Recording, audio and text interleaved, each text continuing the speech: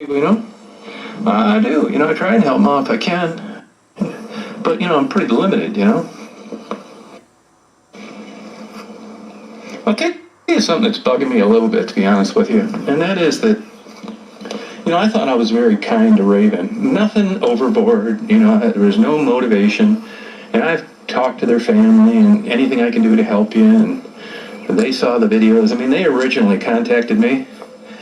And, hey, if you need anything, I'd be glad to do it. And it's not like I'm trying to worm my way into, like, getting to know the family or being part of their family because I had this, very surface-oriented relationship with Raven. Nothing like that at all. I'll probably not have any communication with him. But, Raven's funeral was yesterday. And you would have thought they would have said, hey, just thought I'd let you know the funeral's going to be up here, if you want to send something or whatever. I didn't hear a thing from them. I got a text today from one of the sisters that said, the funeral was yesterday, and I don't know, I just thought I would have expected, based on the limited relationship that I've had with them, that they would have told me about that, and they didn't. But what are you going to do? I've had that happen before. I mean, I've delivered letters. I'll give you an example of Lulu, the lady that was with Marguerite last year. And I said, hey, look, you type up a letter, email, send it to me. I promise you I won't read it. I'll print it, fold it, put it in an envelope, seal it, and I'll give it to her. And if you look at that interview that I did, she's sitting there reading the letter from her brother and sister-in-law. Great, super. And sure enough, a day or two later, she went back home. And it's not that I have any expectations of doing this, but I guess I do, because I would have thought that I would have, heard from them because I communicated with them and, didn't mind doing that at all. And it's just like nothing. I don't know whether it's just a part of the experience these people had that I documented and they just as soon forget about the whole thing. It's just weird to me.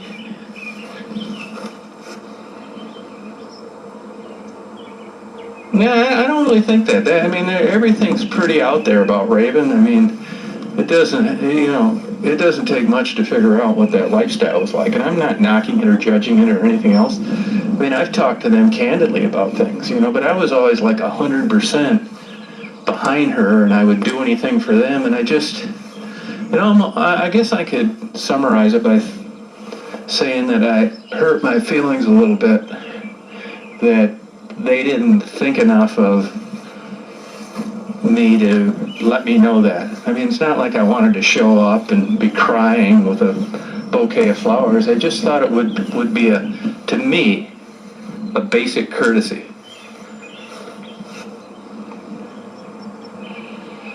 Yeah, it was probably hard for them to do it, but I mean, this has been going on forever. I mean, I first told them, I think, I was communicating with them and delivering gifts, I think, back in October or something. And then this, COVID stuff struck, and that's really the thing that kind of, monkey wrench things. But, I mean, there was a guy that I ran into that, for lack of a better word, hired Raven a few times. Hell of a good guy. There's lots of people out there. There's weirdos that date these women, but there are also people out there that have a hard time meeting members of the opposite sex for whatever reason. They're lonely. It's not all like perverted, weird sex. And when I talked to Raven's one sister, she was very interested in talking to this guy. I don't know why. It's not my business. I said, well, I'll talk to him and see what he has to say. And I did talk to him about it yesterday, and he told me that he's a super nice guy, very caring guy, loves animals. He told me that he didn't want to talk to Raven's sister because he felt that he would say the wrong thing, and he just felt a little uncomfortable with them knowing the circumstances and the relationship that he had with her, who knows how many times over a couple-year period.